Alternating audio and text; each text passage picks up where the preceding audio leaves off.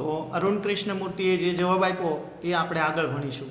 It is always good to decide in favour of what you really love to do. It is always good, એ સારી બાબત છે, good છે, to decide નક્કી કરવું, in favour what you really love to do. તો તમે જે ખરેખર કાર્ય કરવા ચાહતા હો એ તરફનો નિર્ણય લેવો ખૂબ સારી વાત છે.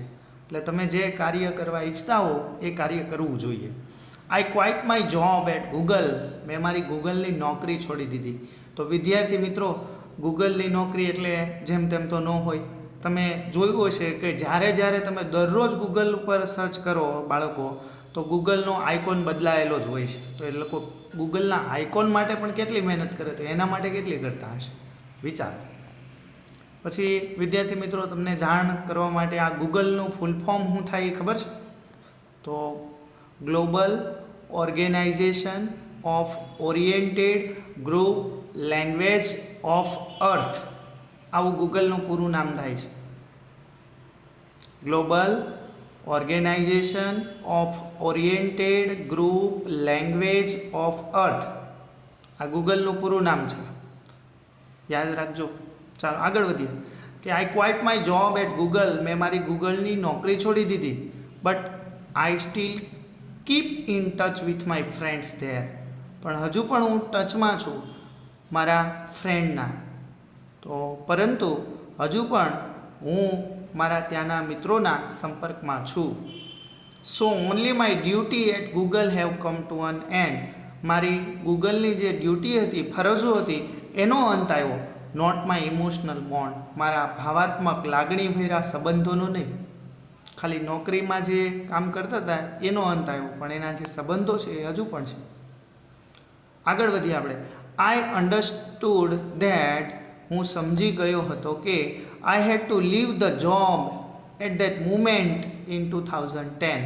2010ની એક ક્ષણ કે જ્યારે મેં નોકરી છોડી દીધી હતી એ હજુ પણ મને યાદ છે. ઓર એલ્સ, નહીંતર I would never be daring enough to do સો. નહીં તો મેં આવું ડેરિંગ ન કર્યું હોત, એટલે કે આ પર્યાવરણને બચાવવાનું હું ડેરિંગ ક્યારેય કરી શક્યો ન હોત. I could not sit back and enjoy life when environmental damage was happening on such a large scale. સચ અ લાર્જ સ્કેલ એટલે ખૂબ પ્રમાણમાં. એન્વાયરમેન્ટલ ડેમેજ એટલે પર્યાવરણનું નુકસાન, હેપનિંગ એટલે થતું જોઈને, આટલું મોટા પ્રમાણમાં પર્યાવરણનું નુકસાન થતું જોઈને હું શાંતિથી ઘરે બેસીને મારું જીવનનો આનંદ માણી શક્યો ન હોત. I want to do something. મારે પર્યાવરણ માટે કંઈક કરવું હતું. એન્ડ ધેટ સમથિંગ, આ કંઈક કરવા માટે નીડ માય ફૂલ એટેન્શન. મારા સંપૂર્ણ ધ્યાનની જરૂરિયાત હતી. એટેન્શન એટલે ધ્યાન, નીડ એટલે જરૂરિયાત. So I left Google for EFI. મેં EFI માટે ગૂગલની નોકરી છોડી દીધી. બાળકો, EFIનું પૂરું નામ આગળ આવી ગયું હતું, હજુ એક વખત સમજાવી દો. EFI મતલબ ઇન્વાયરમેન્ટાલિસ્ટ ફાઉન્ડેશન ઓફ ઇન્ડિયા. ચાલો વિદ્યાર્થી મિત્રો, આપણે નેક્સ્ટ પ્રશ્ન જોઈએ. અરુણ કૃષ્ણમૂર્તિને બીજો કયો પ્રશ્ન પૂછવામાં આવ્યો? What kind of garbage do people throw into water bodies. Water bodies એટલે જળાશયો. તો લોકો જળાશયોમાં કયા કયા પ્રકારનો કચરો, ગાર્બેજ ફેંકે છે? How do you deal with the removal of this garbage once you clean the water body. Once you clean the water body, જ્યારે તમે જળાશય સાફ કરો છો ત્યારે તમે કયા કયા પ્રકારનો કચરો રિમૂવ કર્યો છો, દૂર કરો છો? તો જોઈએ હવે અરુણ કૃષ્ણમૂર્તિ શું જવાબ આપે. લોકો કયા કયા પ્રકારનો કચરો ફેંકે અને તમે જ્યારે જળાશય સાફ કરો તો તમને કયા કયા પ્રકારનો કચરો જોવા મળે? તો જોઈએ હવે વિદ્યાર્થી મિત્રો અરુણ કૃષ્ણમૂર્તિ શું જવાબ આપે. એવરીથિંગ એટલે દરેકે દરેક વસ્તુ. From a diaper to worn out slipper. ડાયપરથી માંડીને તૂટી ગયેલા, ઘસાઈ ગયેલા સ્લીપર સુધીના, આપણે જે સેન્ડલ કહીએ, ચંપલ કહીએ એ. We find everything in our lakes. અમે તળાવોમાં આ બધું જોઈએ છીએ. This is so disturbing. આ ખૂબ ડિસ્ટર્બિંગ છે, ખલેલ પહોંચાડનારું છે. Because it is water. કારણ કે તે પાણી છે. And water is the basis of life. અને જળ એ જ જીવન છે ને વિદ્યાર્થી મિત્રો, શું વિચાર છે? જળ એ જીવન છે. How can we not care of this water bodies? તો શા માટે આપણે જળાશયનું રક્ષણ ન કરવું જોઈએ? We use this garbage for landfill. તો અમે આ કચરાને લેન્ડફિલ જમીનમાં દાટી દઈએ છીએ. Or minimal exposure to the outside environment. Minimal exposure, ઓછામાં ઓછો પર્યાવરણને બગાડ થાય, પર્યાવરણને નુકસાન ઓછામાં ઓછું થાય એ રીતે અમે આ કચરાને જમીનની અંદર દાટી દઈએ છીએ. We ensure that the lake area, અમને ખાતરી છે કે જો તળાવનો વિસ્તાર એન્ડ વોટર હોલ્ડિંગ, પાણીનો સંગ્રહ કરવાની જગ્યા, આર ફ્રી ઓફ ગાર્બેજ, જો કચરાથી મુક્ત હશે, સો ધેટ, તેથી જ, તો જ birds, frogs and snakes can live in peace. Peace એટલે શાંતિથી, તો જ શાંતિથી પક્ષીઓ, દેડકાઓ અને જળ સાપો શાંતિથી જીવન જીવી શકશે જળાશયોમાં. આગળનો સવાલ જોઈએ. How many days does it take to clean a large lake? મોટા તળાવને સફાઈ કરતા તમને કેટલા દિવસો લાગે છે? Do you use any special equipment for cleaning and safety? Cleaning એટલે સફાઈ માટે અને સેફટી એટલે તમારી સલામતી માટે તમે કોઈ સ્પેશિયલ ખાસ પ્રકારના ઇક્વિપમેન્ટ, સાધનોનો ઉપયોગ કરો છો? તો સવાલ એવો છે કે મોટા તળાવને સાફ કરતાં તમને કેટલા દિવસ લાગે છે? અને સફાઈ દરમિયાન તમારી સલામતી માટે તમે કોઈ ખાસ સાધનોનો ઉપયોગ કરો છો?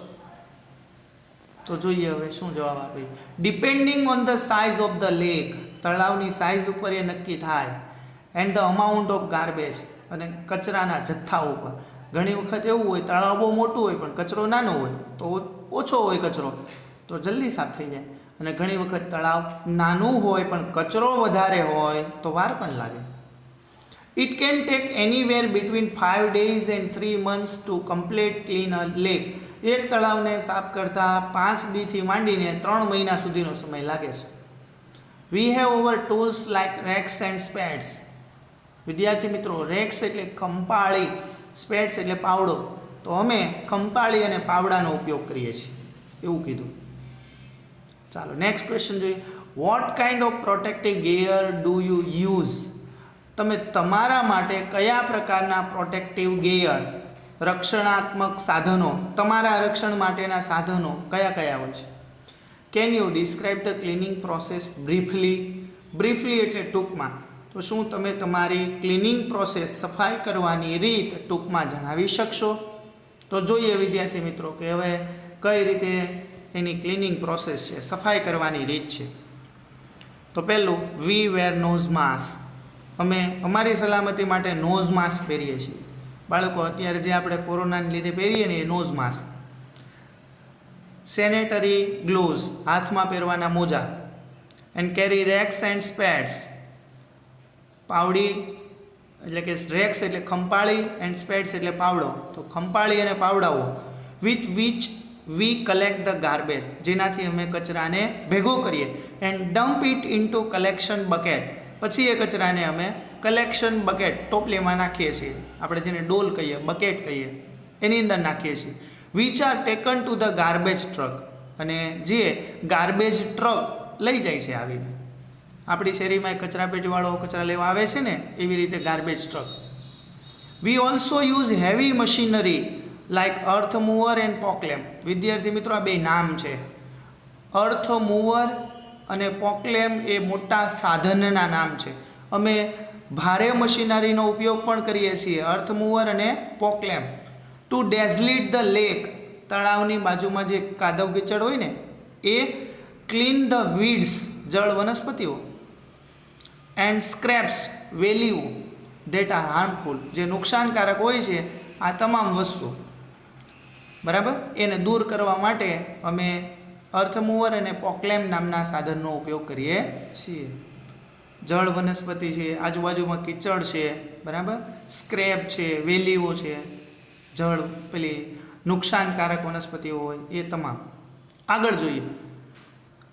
હવે વિદ્યાર્થી મિત્રો, ઇન્ટરવ્યૂ લેનાર કયો પ્રશ્ન પૂછે જોઈએ. What in your opinion, opinion એટલે તમારો મંતવ્ય. Can children and young adult, બાળકો અને યુવાનો, ડુ ફોર એન્વાયરમેન્ટ, પર્યાવરણ માટે શું કરી શકે? તો બાળકો અને યુવાનો પર્યાવરણ વિશે શું કરી શકે એના માટેનો તમારો મંતવ્ય જણાવો. Vote food B a small beginning, નાની એવી બિગિનિંગ, શરૂઆત, બાય ઓલ ઓફ અસ, અમારા બધા માટે, in terms of protecting the environment, પર્યાવરણના રક્ષણ માટે, પ્રોટેક્ટ માટે અમારા બધાની નાની એવી શરૂઆત કઈ હોઈ શકે? તો જોઈએ અનુપ કૃષ્ણમૂર્તિ શું જવાબ આપે છે. ફર્સ્ટલી, પહેલાં તો we should all stop throwing trash outside our home. Trash એટલે પણ ગાર્બેજ, કચરો. તો પહેલાં તો આપણે બધાએ આપણી ઘરની બહાર જે કચરો ફેંકીએ છીએ ને એ બંધ કરી દેવું જોઈએ. જ્યાં ત્યાં આપણે કચરો નાખી દઈએ એ બંધ કરી દેવાનો. નેક્સ્ટ, બીજું, we should reduce the amount of trust we generate. આપણે જે ઉત્પન્ન કરીએ છીએ એવો કચરો, એનું પ્રમાણ ઓછું કરી દેવાનું. કયા કયા પ્રકારનું ધ્યાન આપજો? સ્ટ્રો, એટલે તમને ખબર જ છે, સ્ટ્રો પ્લાસ્ટિકની નાની એવી આવે સ્ટ્રો, બરાબર ને. Tissue, tissue paper.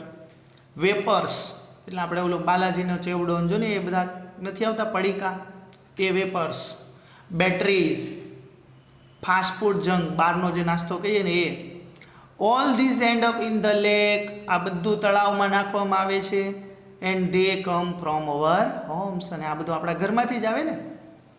If we can reduce the amount of garbage at home, જો આપણે ઘરે આ કચરાનું પ્રમાણ આપણે ઘટાડી દઈએ, and if we clean dispose all garbage safely, safely એટલે સલામતીથી, અને આપણે જો આ સલામતીથી બધો કચરો નિકાલ કરીએ, that it self is a great deal, તો આપણે પર્યાવરણનું રક્ષણ કર્યું જ ગણાશે.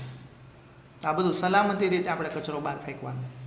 Every student is welcome to volunteer with us in helping the environment. Volunteer એટલે સ્વયંસેવક બનીને, તો બધા જ વિદ્યાર્થીઓનો સ્વયંસેવક બનીને જો અમારી સાથે જોડાઈ જાય તો પર્યાવરણની મદદ માટે બધાને વેલકમ છે, આવકારીએ છીએ. જે વિદ્યાર્થીને જોડાવવું હોય એ આ અરુણ કૃષ્ણમૂર્તિના પર્યાવરણ બચાવવાના આંદોલનમાં, કાર્યમાં જોડાઈ શકે છે. નેક્સ્ટ ક્વેશ્ચન જોઈએ.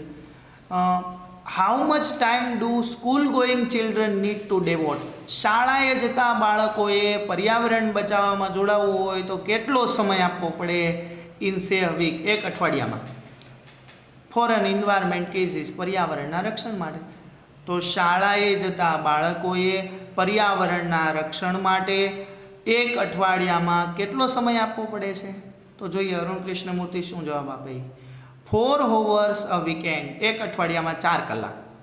That is 2 hours on Sunday, 2 કલાક રવિવારે, and 2 hours on Saturday, 2 કલાક શનિવારે. એમ 4 કલાક આપવાની અઠવાડિયામાં.